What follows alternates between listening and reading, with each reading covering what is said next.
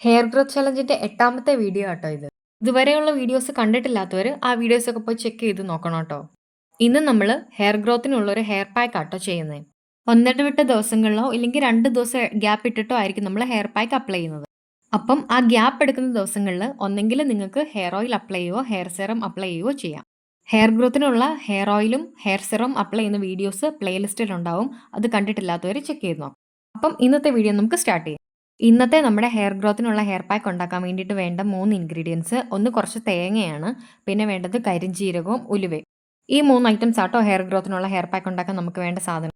കരിഞ്ജീരകവും ഉലുവയും നമ്മൾ തലേ ദിവസം തന്നെ വെള്ളത്തിലിട്ട് വയ്ക്കും. അളവ് നിങ്ങളുടെ മുടിയുടെ തിക്നെസ്സിനും ലെങ്തിനും അനുസരിച്ച് എടുക്കാട്ടോ. നിങ്ങളിപ്പം 1 ടേബിൾ സ്പൂൺ കരിഞ്ജീരകമായി എടുക്കുന്നുണ്ടെങ്കിൽ 1/2 ടേബിൾ സ്പൂൺ ഉലുവ എടുത്താൽ മതി. തേങ്ങ ഒരു 2 ടേബിൾ സ്പൂൺ എടുക്കാട്ടോ. ഈ 3 ഐറ്റംസും മിക്സിയിലിട്ട് നമുക്ക് നല്ലപോലെ അരച്ചെടുക്കാം.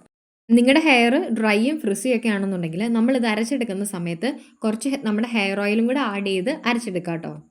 അരച്ചെടുത്ത മിക്സ് ഇതുപോലെ നിങ്ങളൊരു തുണിയിലിട്ട് അരിച്ചെടുക്കണം കേട്ടോ. കുറച്ച് മെനക്കേടാണ്, എന്നാലും നിങ്ങൾ അരിച്ചെടുത്തിട്ട് ഹെയറിൽ അപ്ലൈ ചെയ്യാവുള്ളൂ കേട്ടോ. ഇല്ലെങ്കിൽ ഈ കരിഞ്ജീരകത്തിൻ്റെയും ഉലുവയുടെയും ഒക്കെ ആ പൊടി ഹെയറിലും സ്കാൽപ്പിലും ഒക്കെ ഒട്ടിപ്പിടിച്ചിരിക്കാൻ ചാൻസ് ഉണ്ട്. ഒത്തിരി കട്ടിയായിട്ട് തോന്നുവാണ് അല്ലെങ്കിൽ പിഴിഞ്ഞെടുക്കാൻ പറ്റുന്നില്ലെന്നുണ്ടെങ്കിൽ നിങ്ങൾ അതിലേക്ക് അരച്ച് വെച്ചതിൻ്റെ അകത്തോട്ട് കുറച്ച് വെള്ളം ചേർത്ത് പിഴിഞ്ഞെടുക്കാം. ഈ ഒരു കൺസിസ്റ്റൻസിയിലാട്ടോ നമുക്ക് പിഴിഞ്ഞെടുത്ത് കഴിയുമ്പം കിട്ടുന്നത്. കുറേ നാളായിട്ട് നിങ്ങൾ ഹെയർ കെയർ ഒന്നും ചെയ്യാത്ത ഒരാളാണെന്നുണ്ടെങ്കിൽ സ്കാൽപ്പിലൊന്ന് ആവി പിടിച്ച് ഹെയർ ഓയിലൊക്കെ ഒന്ന് ചെയ്തിട്ട് പാക്ക് അപ്ലൈ ചെയ്യുവാണെങ്കിൽ കുറച്ചുകൂടെ റിസൾട്ട് ആയിരിക്കും കേട്ടോ.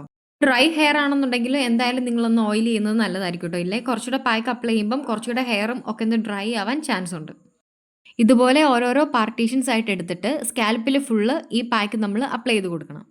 സ്കാൽപ്പിലൊക്കെ അപ്ലൈ ചെയ്തതിന് ശേഷം ലെങ്ത്തിലോട്ടുകൂടെ അപ്ലൈ ചെയ്ത് കൊടുക്കാം.